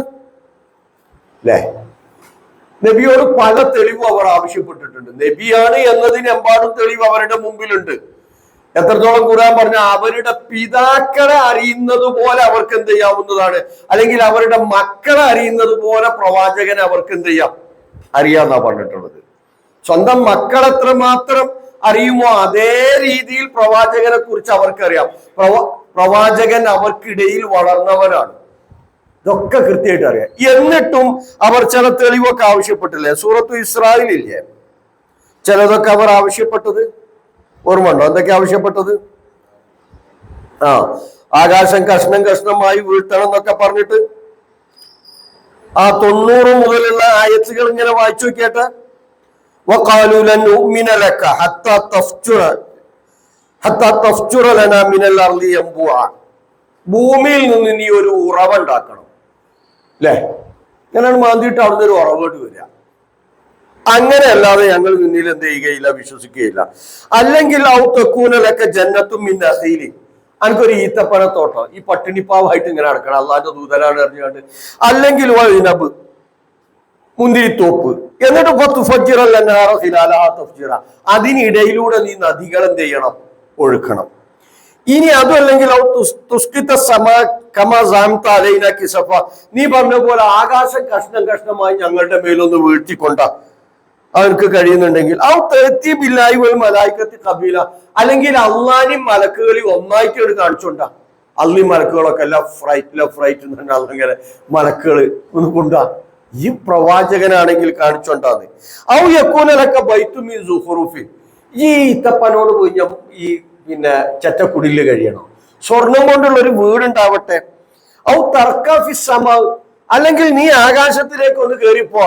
എന്നിട്ട് വലൻ നൂമിനലി റുഖീക, നീ കയറിപ്പോയത് ഞങ്ങൾ വിശ്വസിക്കൂല. ഹത്താ തുനസ്സില അലൈന കിതാബൻ നഖറഹു, ഞങ്ങൾക്ക് വായിക്കാൻ പറ്റിയ ഒരു ഗ്രന്ഥമായിട്ട് വരണം. ഈ വായിച്ചിരുന്നല്ല, ഞങ്ങൾക്ക് വായിക്കാൻ പറ്റിയ ഒരു ഗ്രന്ഥവുമായിട്ട് നീ വരണം, അല്ലെ? ഇനി ഇതൊക്കെ പറയുമ്പോ അതുമല്ലെങ്കിൽ തുനസ്സില അലൈന കിതാബൻ നഖറഹു, ഇങ്ങനെ ചിലതൊക്കെ ഇങ്ങനെ നിരന്തരം ആവശ്യപ്പെടുക. അപ്പൊ സ്വാഭാവികമായിട്ടും മാനുഷികമായിട്ട് എന്താ ഇപ്പൊ പഠിച്ചോൻ എനിക്ക് നല്ലൊരു വീട് കണ്ട് തന്നൂടെ, അല്ലെ? മാനുഷികമായിട്ട് ചിന്ത വരും. അല്ലെങ്കിൽ എനിക്കൊരു ഈത്തപ്പനന്റെ തോട്ടം ഉണ്ടാക്കി തന്നൂടെ, അല്ലെങ്കിൽ ഞാൻ എവിടെയെങ്കിലും ഒന്ന് പോയി മാന്തുമ്പോ മേമോലിയാർ മാന്തി കൊടുത്ത് വെള്ളം പൊടിച്ച് തരുന്ന മാതിരി എന്നിട്ട് വെള്ളം പൊഞ്ഞൊരു നദിയാണ്ട് ഒഴുകിക്കൂടെ. ഇതൊക്കെ മാനുഷികമായിട്ടുള്ള ചിന്തകൾ വരാം. പക്ഷെ ഇവിടെ അള്ളാ എന്താ പറഞ്ഞത് പ്രവാചകനോട്? മറുപടി പറയാൻ പറഞ്ഞ എന്താ? കുൽ സുബ്ഹാന റബ്ബി ഹൽ കുന്തു ഇല്ലാ ബശറൻ റസൂല, എന്റെ റബ്ബ് അത്ര പരിശുദ്ധനാ, നിങ്ങൾ ഈ ചോദിച്ചതൊന്നും നിങ്ങൾ ചോദിക്കുന്ന സമയത്ത് കൊണ്ടുവന്ന് തരാൻ എനിക്ക് കഴിയില്ല. ഞാൻ ആര് മാത്രാണ്? ഞാൻ ഇൻ കുന്തു ഇല്ലാ ബശറൻ റസൂല, ദൂതനായൊരു മനുഷ്യൻ മാത്രാണ്. അപ്പൊ ഇങ്ങനെ പല ആയത്തുകളും ഒരു ചോദിക്കുമ്പോൾ സ്വാഭാവികമായിട്ടും മാനുഷികമായിട്ടുണ്ടാവുന്ന ഒരു ചിന്ത ഉണ്ട്. ആ ചിന്തയെ കൂടി ഖുർആൻ ഇവിടെ മുഖവിലക്ക് എടുത്തിട്ട് പറയാണ്, ഇന്നമ അന്ത മുൻദിർ, നീ ആരാണ്? മുന്നറിയിപ്പുകാരനാ. അവർ ആവശ്യപ്പെടുന്ന അത്ഭുതങ്ങൾ കാണിച്ചു കൊടുക്കേണ്ട ആളല്ല നീ. നിന്റെ ദൗത്യം എന്താണ്? നീ മുന്നറിയിപ്പുകാരനാ, നീ കാര്യങ്ങൾ എത്തിച്ചു കൊടുക്കേണ്ടവനാണ്. വലിക്കുല്ലി ഖൗമിൻ ഹാദ്, ഓരോ സമൂഹത്തിനും വഴികാട്ടികൾ ഉണ്ടായിട്ടുണ്ട്. അങ്ങനെ ഒരു വഴികാട്ടിയായി, മുന്നറിയിപ്പുകാരനായി സമൂഹത്തെ നന്മയിലേക്ക് ക്ഷണിക്കുക എന്നതാണ് നിന്റെ ബാധ്യത. അതല്ലാതെ ഓല് പറഞ്ഞതിനനുസരിച്ച് എന്ത് ചെയ്യാണ്ടില്ല, തുള്ളേണ്ടതില്ല. കാരണം സ്വാഭാവികമായിട്ടും മനുഷ്യന് ഉണ്ടാവുന്ന ഒരു മാനസികാവസ്ഥ ഉണ്ട്. ഇങ്ങനൊക്കെ പറയുമ്പോ എന്നാ പടച്ചോന് എനിക്ക് എന്തെങ്കിലും ഒന്ന് തന്നാല് ഓലൊക്കെ വിശ്വസിച്ചിരിക്കുകയാണെങ്കിൽ വലിയ കിട്ടലല്ലേ ഒന്ന്. അങ്ങനെ ജനങ്ങളെ അത്ഭുതങ്ങൾ കാണിച്ചു കൊടുത്ത് വിശ്വസിപ്പിക്കേണ്ട ആളല്ല നീ. നിനക്ക് നൽകിയിട്ടുള്ള ഈ വചനങ്ങളുടെ അടിസ്ഥാനത്തിൽ സമൂഹത്തിന് മുന്നറിയിപ്പ് നൽകുക. നീ മുന്നറിയിപ്പുകാരൻ മാത്രമാണ്. ഇന്നമാത്ത ഇല്ലേ? നീ ആധിപത്യം പുലർത്തി അധികാരം ഉപയോഗിച്ച് ആളുകളെ ക്ഷണിക്കേണ്ടവനല്ല. നീ അവരെ ഉത്ബോധനം നടത്തുക മാത്രമാണ് ചെയ്യേണ്ടത് എന്നാണ് ഖുർആൻ പ്രവാചകനെ ബോധ്യപ്പെടുത്തുന്നത്. എല്ലാ സമൂഹങ്ങളിലേക്കും അള്ളാഹ് എന്ത് ചെയ്തിട്ടുണ്ട്? വഴികാട്ടിയെ നിശ്ചയിച്ചിട്ടുണ്ട്. എന്നാൽ അന്തിമ പ്രവാചകൻ വമാ അർസൽനാക ഇല്ലാ റഹ്മത്തൻ ലിൽ ആലമീൻ വമാ അർസൽനാക ഇല്ലാ കാഫത്തൻ ലിന്നാസ് എന്നും സൂറത്തു സുഹ്റൂഫിൽ പറഞ്ഞിട്ടുണ്ട്. മുഴുവൻ ജനങ്ങളിലേക്കുമുള്ള വഴികാട്ടിയായിട്ടാണ് പ്രവാചകൻ സല്ലല്ലാഹു അലൈഹി വസല്ലമയെ അള്ളാഹ് ചെയ്തിട്ടുള്ളത്, നിയോഗിച്ചിട്ടുള്ളത്. അപ്പം നമ്മള് മരണാനന്തരമുള്ള ജീവിതത്തെ ഒരിക്കലും നിഷേധിക്കുന്നവരല്ല, നമ്മൾ അതിൽ ദൃഢമായി വിശ്വസിക്കേണ്ടവരാണ്. ദൃഢമായി വിശ്വസിക്കുക എന്ന് പറഞ്ഞാൽ എന്ത് ചെയ്യേണ്ടി വരും? അത് ജീവിതത്തെ സ്വാധീനിക്കണം, അല്ലെ? പഴമക്കാരൊക്കെ എന്തെങ്കിലും കുരുത്തക്കേട് ചെയ്യണവരോട് എന്താ പറഞ്ഞാടാ, മരിക്കുമ്പോ കണ്ണുടൂലട്ടോ, അല്ലെ? അങ്ങനെ പറഞ്ഞില്ലേ? പഴമക്കാർ കുറച്ച് മരിക്കുമ്പോ എന്ത് ചെയ്യൂല, കണ്ണൂടൂലച്ചി തട്ടിപ്പും വെട്ടിപ്പൊക്കെ നടത്തിയാൽ എന്ന് പറയാം. എന്തേ? പരലോകമായിട്ട് അതിനെ ബന്ധപ്പെടുത്തലേനി. അളവിലും തൂക്കത്തിലൊക്കെ കൃത്രിമം കാണിക്കുന്നവരെ കുറിച്ച് ഖുർആന്റെ സമീപനം എന്താ? വൈലുലിൽ മുത്തഫിഫീൻ അല്ലദീന ഇദക്താലു അലന്നാസി യസ്തഫൂ വഇദാ കാലുഹും അവ്വസനുഹും യുഖ്സിറൂൻ. അവിടെ ഖുർആൻ ചോദിച്ചാൽ അലാ യദുന്നു ഉലൈക അന്നഹും മബ്ഊസൂൻ. ഈ തട്ടിപ്പും വെട്ടിപ്പൊക്കെ നടത്തി പോയിട്ടേ ഇല്ലേ 500 ഇറച്ചി തുലാസിക്കില്ലേ, ഇങ്ങനെയാണ് പൊതിയല് വേറെ ആള് കഴിച്ചും ചെയ്തു. തൂക്ക് നോക്കുമ്പോ 400 ഉണ്ടാവുള്ളൂ. ശരിക്കും തൂക്കിയാല് 100 ഏറെ. അത് ചോദിക്കട്ടെ അല്ലെ? അളവിലും തൂക്കത്തിലൊക്കെ പഴയ കാലത്ത് 1 കിൻഡല് തൂക്കുമ്പോ 2 കിലോ അധികം എടുക്കും. മറ്റോനും ആ പൂളൊക്കെ വണ്ടി കയറ്റിക്കാണ്ട് അപ്പുറത്ത് തൂക്കി കൊടുക്കുമ്പോ അധികം എന്തെങ്കിലും കൊടുക്കുവോ? ഇല്ല. ഖുർആന്റെ പ്രയോഗം അളന്നോ തൂക്കിയോ ജനങ്ങളോട് വാങ്ങുമ്പോൾ അധികം വാങ്ങും. എന്നാലോ ജനങ്ങൾക്ക് കൊടുക്കുകയാണെങ്കിൽ എന്ത് ചെയ്യും? അപ്പൊ ഉപഭോക്താവിനെ വഞ്ചിക്കുക എന്ന ഇന്നത്തെ നയം അല്ലെ? കഴിക്കുന്നതിന്റെ മുമ്പ് ഇങ്ങനെ അല്ലെ, കഴിച്ചതിന് ശേഷം ഇങ്ങനെ. ആ പരസ്യം കണ്ടിട്ട് എത്ര ആൾ പൊട്ടിട്ടുണ്ടാവും കഴിച്ചതിന് ശേഷം ഇങ്ങനെ. പക്ഷെ കഴിച്ചു നോക്കിയപ്പോ ഉള്ളതും പോയി അല്ലെ. ഇങ്ങനെ ആദായ വിൽപ്പന. ആദായം എന്താ? ആദായം? ആദായം എന്ന് പറഞ്ഞാൽ എന്താണ് അർത്ഥം? ലാഭം എന്നാണ്. വിൽപ്പനയിൽ ലാഭാർക്കുണ്ടാവുക കച്ചവടക്കാരനാണ്. ബാംഗ്ലൂരിൽ ലാഭം? ആദായ വിൽപ്പന എന്ന് എഴുതി വെച്ചേ. ലാഭ വിൽപ്പന. ഓനാണ് ലാഭം, നമുക്കല്ല അല്ലേ? 100 റുപ്യന്റെ മാക്സി 50 റുപ്യക്ക് പോയി വാങ്ങിയോ പിന്നെ തൽക്കാണി ഉറക്ക് പറ്റൂല ഒരു അലക്കിയാല്. ആ രീതിയിലൊക്കെ ജനങ്ങളെ പറ്റിക്കുന്ന ആളുകൾ ഉണ്ടാവും അല്ലെ? വില കുറഞ്ഞതൊക്കെ വാങ്ങി അലർജി രോഗം വന്നവരൊക്കെ ഉണ്ടാവും. അപ്പൊ ഇതിലൊക്കെ ഇങ്ങനെയൊക്കെ ഉപഭോക്താവിനെ വഞ്ചിക്കുന്ന ആളോട് ഖുർആൻ ചോദിച്ചത് അലാ യളുന്നു ഉലൈക അന്നഹും മബ്ഊസൂന. അവർ പുനർജീവിപ്പിക്കപ്പെടുമെന്ന ബോധം ഓൽക്കില്ലേ? അപ്പൊ ഈ ബോധം നമ്മളുടെ ജീവിതത്തിന്റെ എല്ലാ മേഖലയിലും ഉണ്ടാവണം. ഞാൻ അള്ളാന്റെ അടുക്കൽ പുനർജീവിപ്പിക്കപ്പെടും. എന്റെ കർമ്മങ്ങൾക്ക് എ മുതൽ Z വരെ കൃത്യമായി ഞാൻ എന്ത് ചെയ്യേണ്ടി വരും? മറുപടി പറയേണ്ടി വരും എന്ന ബോധം ജീവിതത്തെ നന്നാക്കി തീർക്കണം. അതിനെ നിഷേധിക്കുക എന്നത് വലിയ അത്ഭുതം തന്നെയാണ്. അതിനെ നിഷേധിക്കുന്നവൻ തൻ്റെ സ്രഷ്ടാവിൻ്റെ കഴിവിനെയാണ് അവിശ്വസിക്കുന്നത് എന്ന്. അഥവാ തന്നെ സൃഷ്ടിച്ച നാഥന് മരണാനന്തരം വീണ്ടും അവനെ പുനഃസൃഷ്ടിക്കാനും പുനർജീവിപ്പിക്കാനും അവനെ വിചാരണ നടത്താനും പ്രതിഫലം നൽകാനും ഒക്കെയുള്ള കഴിവുണ്ട് എന്ന്. അപ്പൊ ആ ബോധം ജീവിതത്തെ സ്വാധീനിച്ച് അതിനനുസരിച്ച് നന്മകൾ ചെയ്യുക, തിന്മകളിൽ അകന്നു നിൽക്കുക. അങ്ങനെയുള്ള സത്യവിശ്വാസികളുടെ കൂട്ടത്തിൽ അള്ളാഹുവേ നീ ഞങ്ങളെ എല്ലാവരെയും ഉൾപ്പെടുത്തി അനുഗ്രഹിക്കണമേ നാഥ. ഞങ്ങളിൽ നിന്ന് വന്നുപോയ തെറ്റു കുറ്റങ്ങളെല്ലാം നീ ഞങ്ങൾക്ക് പുറത്തു മാപ്പാക്കി തരണമേ നാഥ. രോഗം കൊണ്ട് പ്രയാസപ്പെടുന്ന മാതാപിതാക്കള്, മക്കള്, ഇണകള്, ഞങ്ങൾക്ക് വേണ്ടപ്പെട്ടവർ, ഈ സദസ്സിൽ പങ്കെടുക്കുന്നവർ എല്ലാവർക്കും അവരുടെ രോഗങ്ങളെ പൂർണ്ണമായി ശിഫയാക്കി കൊടുക്കണമേ നാഥ. മരണപ്പെട്ടു പോയവർക്ക് മഗ്ഫിറത്തും മർഹമത്തും നൽകി അവരെ നീ അനുഗ്രഹിക്കണമേ നാഥ. ഞങ്ങളുടെ പ്രവർത്തനങ്ങളിൽ കൂടുതൽ ഖൈറും ബർക്കത്തും നൽകി നീ ഞങ്ങളെ അനുഗ്രഹിക്കണമേ നാഥ. ഫാസിസ്റ്റുകളുടെ എല്ലാവിധ കുതന്ത്രങ്ങളെയും പരാജയപ്പെടുത്തി അവരുടെ ഫിത്തനകളിൽ നിന്ന്, ഷർറിൽ നിന്ന് ഞങ്ങളെയും കുടുംബത്തെയും രാജ്യത്തെയും രാജ്യക്കാരെയും നീ കാത്തുരക്ഷിക്കണമേ നാഥ. ഫലസ്തീൻ ജനതക്കെതിരെ അക്രമം അഴിച്ചുവിടുന്ന എല്ലാ സംവിധാനങ്ങളെയും ഭരണകൂടങ്ങളെയും പൂർണ്ണമായി നീ പരാജയപ്പെടുത്തണമേ നാഥ. ആ ജനതക്ക് സമാധാനം നൽകി ആശ്വാസം നൽകി അവരെ നീ അനുഗ്രഹിക്കണമേ നാഥ. റബ്ബന ആതിന ഫിദ്ദുനിയ ഹസന വഫിൽ ആഖിറതി ഹസനത വഖിനാ അദാബന്നാർ. റബ്ബന തഖബ്ബൽ മിന്നാ ഇന്നക അൻതസ് സമീഉൽ അലീം വതുബ് അലൈനാ ഇന്നക അൻതത് തവ്വാബുർ റഹീം.